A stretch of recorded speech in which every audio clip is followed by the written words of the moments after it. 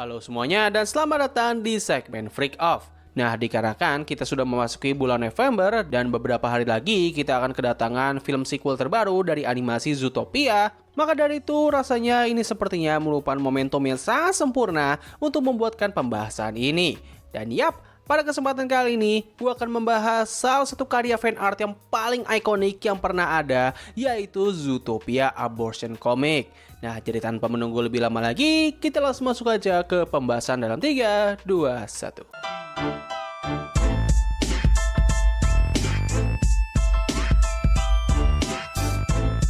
Oke, gue yakin kalian semua yang menonton video ini pastinya sudah sangat tidak asing dengan animasi Zootopia. Film animasi buatan studio Disney ini telah dikenal oleh banyak orang dan menjadi salah satu film ikonik yang pernah dibuat oleh studio ini. Film ini berhasil menghadirkan sebuah cerita yang sangat bagus dan cukup relatable dengan tema politik yang terjadi di berbagai negara, terutama di Amerika, serta animasi ini menjadi sebuah angin segar bagi studio Disney yang pada saat itu dipandang mulai kehilangan pesona dan kemampuan mereka dalam menciptakan karya animasi yang bagus dan juga kreatif. Nah, selain dari kualitas animasinya sendiri yang sangat bagus, faktor lain yang membuat animasi ini menjadi sangat dikenal oleh banyak orang adalah tema hewan dan desain karakternya. Tidak bisa dipungkiri bahwa kedua karakter utama di film ini memang digambarkan dengan sangat menarik hingga mampu membuat satu komunitas yang suka dengan karakter-karakter hewan itu menjadi sangat kegirangan. Bisa dipastikan bahwa sejak perilisan film tersebut, jumlah fan art yang memiliki subgenre furry itu meningkat dengan signifikan. Gue yakin kalian semua pasti setidaknya pernah melihat satu ataupun dua fan art dari animasi Zootopia. Fan art ini bisa dibilang sangat beragam, mulai dari yang ramah dan cukup bagus, hingga ada juga yang tidak senonoh dan terkadang masuk ke dalam kategori yang aneh dan juga disturbing. Nah, tapi dari banyaknya fan art film Zootopia, terdapat satu fan art atau lebih tepatnya adalah fan komik yang telah dikenal oleh banyak orang dan menjadi sangat ikonik di fandom yang satu ini. Dan yap, komik yang gue maksud adalah Zootopia Abortion Comic. Komik ini sendiri dibuat oleh seorang artis asal Brazil yang bernama William Borba, yang mana beliau sendiri merupakan artis yang cukup terkenal dan sangat aktif di platform DeviantArt. Bahkan bisa dibilang, beliau ini merupakan salah satu sepuh di platform tersebut, di mana ia telah aktif di sana sejak tahun 2002. Dulunya, ia membuat berbagai macam karya mulai dari ilustrasi yang bertemakan bajak laut dan juga suku pedalaman Amazon, hingga berbagai macam komik kecil dan juga grafik novel. Nah, tapi itu semua berubah ketika film Zootopia rilis. Beliau sepertinya sangat menyukai kartun tersebut, di mana sejak saat itu, ia mulai membuat berbagai macam fan art, mulai dari ilustrasi biasa hingga komik strip atau komik pendek. Beberapa karya komiknya yang cukup terkenal adalah The Night Howlers Effect dan juga ZPD's Party Night. Bisa dibilang, komik-komik ini merupakan karya nakal yang menampilkan beberapa adegan yang terlihat cukup eksplisit, namun beliau tidak pernah menunjukkan adegan berhubungan intim secara gamblang. Mayoritas adegan nakal di komik ini biasanya menampilkan beberapa karakter yang terlihat memakai pakaian yang cukup minim dengan gaya yang terlihat agak sensual, serta ada juga berbagai momen kemesraan dari beberapa karakter yang terkadang terlihat sangat wholesome. Nah, dikarenakan komik-komik ini terbilang sangat diminati oleh para pembaca, Borba akhirnya berpikir untuk menciptakan sebuah komik dengan skala cerita yang lebih besar. Lalu pada akhirnya, ia pun menciptakan 3 buah komik yang memiliki cerita yang saling berkesinambungan antara satu sama lain, dan para pengguna di internet menamai trilogi komik ini sebagai Zootopia Abortion Comic. Nah, meskipun komik ini memiliki kata aborsi di dalamnya, tapi nyatanya tema atau konflik dari ketiga komik ini terbilang sangat beragam dan tidak hanya berfokus kepada tema aborsi saja. Buat kalian yang penasaran dengan isi komik ini, well, tenang saja, di sini gue akan merangkum isi konten yang disediakan oleh komik-komik ini. Nah, kita mulai dulu dari komik yang pertama yang berjudul I Will Survive. Pada komik ini diceritakan kalau Judy baru saja melakukan tes kehamilan, di mana ia menemukan kalau dirinya sedang mengandung anaknya Nick. Ketika ia mencoba untuk memberitahu hal ini kepadanya, Nick justru malah merasa sangat bahagia, tetapi Judy tidak merasakan hal yang serupa. Ia mengatakan kepada Nick bahwa ia sangat yakin kalau hal ini sangat sulit untuk bisa terjadi, dan maka dari itulah ia tidak menginginkan bayi tersebut. Alasan kenapa Judy tidak menginginkan bayi ini adalah karena ia takut kalau anaknya nanti bakal menjadi sosok yang aneh dan mengerikan yang disebabkan oleh hasil persilangan antar spesies. Dalam dialog yang sama, Judy juga menjelaskan kalau dalam dunia mereka, perkawinan antar spesies itu merupakan hal yang cukup umum, tapi kehamilan antar spesies ini bisa dibilang merupakan hal yang sangat langka. Sangat jarang pasangan dari spesies yang berbeda itu bisa mengandung seorang anak atau bahkan bisa menghasilkan anak persilangan antar spesies. Nah, pada titik ini, apakah kalian merasa tidak asing dengan konsep barusan? Yes, ini merupakan konsep yang sangat mirip seperti yang ada di cerita manga atau anime Beastar. Nah, kalau misalnya kalian bertanya, apakah komik ini terinspirasi oleh cerita Beastar? Well, sayangnya sang kreator dari komik ini tidak pernah memberikan klarifikasi tersebut. Namun melihat waktu perilisan dari kedua komik ini, rasanya ada sedikit kemungkinan kalau Burba sepertinya terinspirasi oleh cerita tersebut. Oh ya, kalau misalnya kalian bertanya, apakah konsep kawin silang di animasi Zootopia itu memang benar canon atau tidak? Well, jawabannya adalah iya, karena sang kreator dari animasi ini sendiri telah mengkonfirmasi hal tersebut dalam sebuah wawancara. Nah, lanjut ke cerita utama. Selain alasan barusan, Judy juga memberikan dua alasan lain kenapa ia tidak menginginkan anak tersebut. Pertama, ada kemungkinan kalau tubuh Judy tidak akan mampu untuk mengandung anak dari Nick, mengingat dirinya adalah seekor rubah dengan ukuran yang lebih besar daripada dirinya. Dan yang kedua adalah kehamilan ini tentu bakal berpotensi untuk mengganggu atau bahkan menghancurkan karirnya Judy yang pada saat itu akan segera diangkat menjadi seorang lieutenant. Meskipun sudah dijabarkan dengan sangat rinci dan juga panjang, tetapi Nick masih tidak menerima semua alasan tersebut. Ia masih tidak sudi dan tidak percaya dengan pilihan yang diambil oleh Judy, hingga ia mengatakan kalau Judy sepertinya rela untuk mengakhiri bayinya sendiri demi karirnya. Hal ini pun membuat Judy sangat shock dan juga marah, dan seketika dirinya langsung menampar Nick dengan sangat keras sampai terjatuh. Judy mencoba untuk meminta maaf, namun Nick yang sudah sangat kecewa memutuskan untuk mengemas barang-barangnya dan siap untuk pergi. Ia mencoba untuk memberikan kesempatan kepada Judy untuk berubah pikiran, tapi ketika hal itu gagal, ia pun langsung pergi tanpa ragu sama sekali.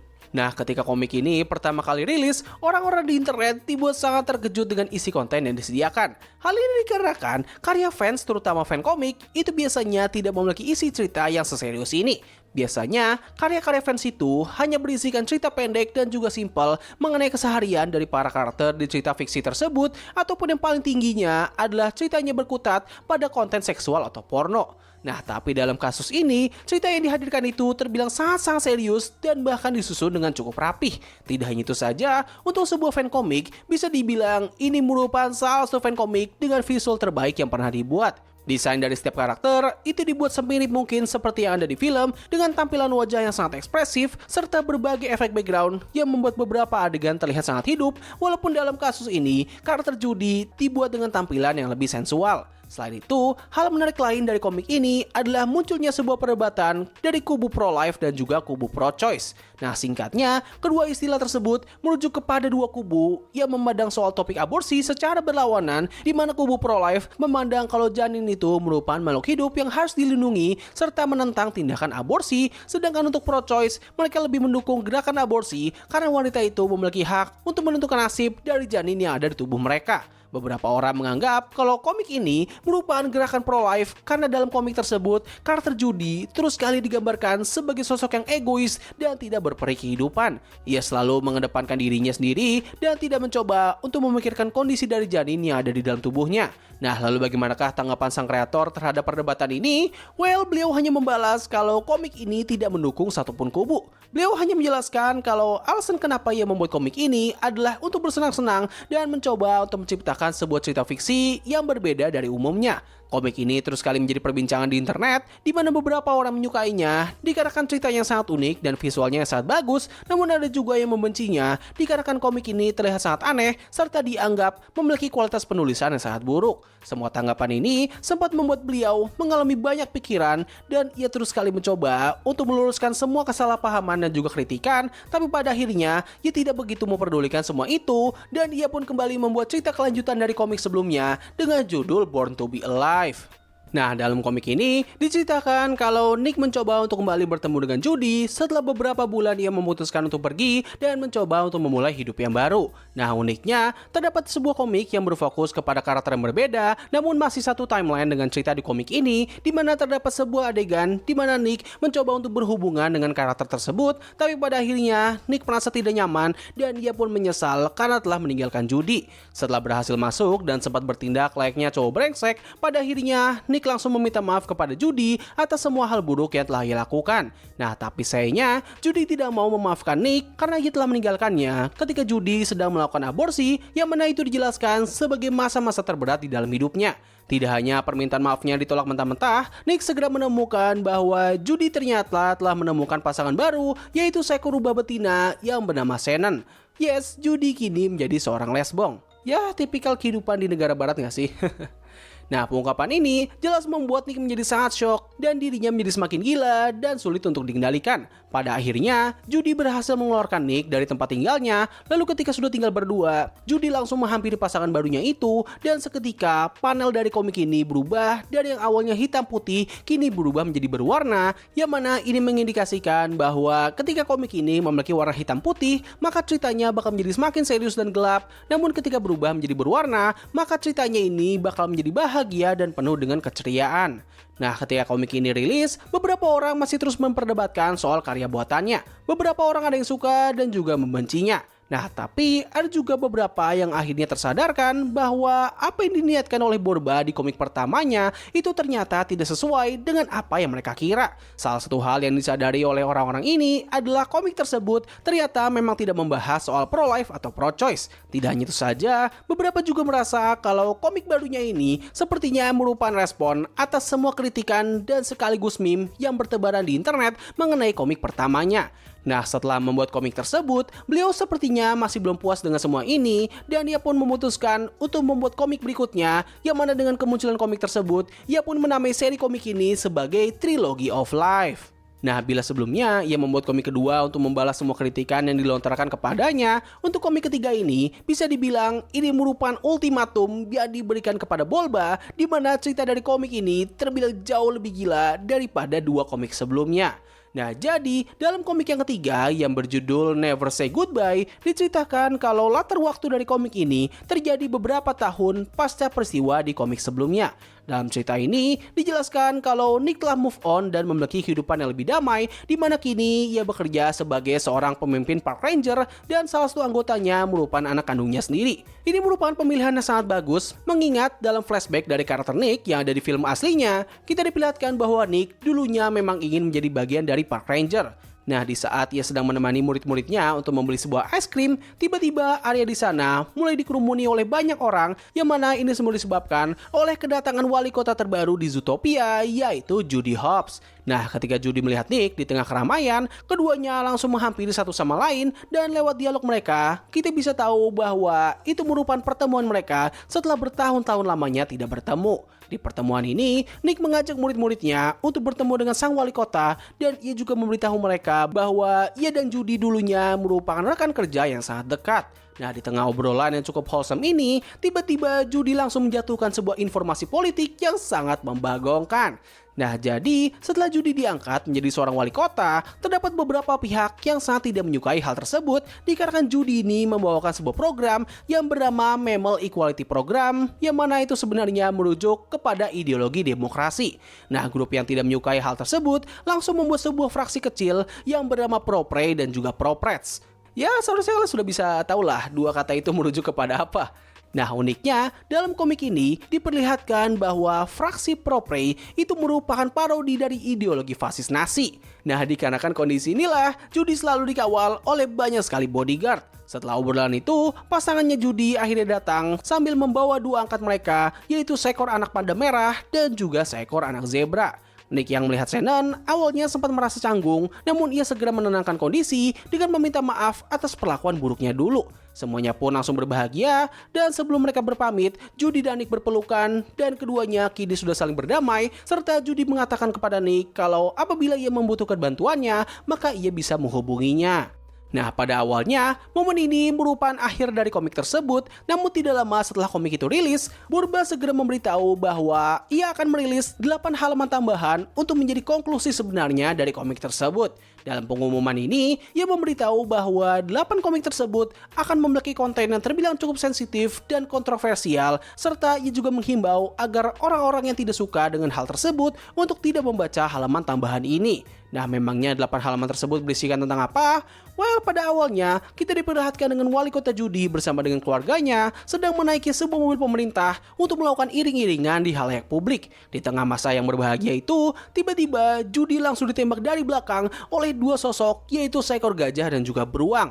Yes, adegan ini merupakan referensi dari peristiwa penembakan JFK. Nah, setelah Judy terkapar dan semuanya panik, sang gajah dan juga beruang malah saling berdebat untuk menentukan siapakah yang berhasil mendaratkan serangan kepada Judy, karena ternyata kedua sosok ini berasal dari dua fraksi yang berbeda.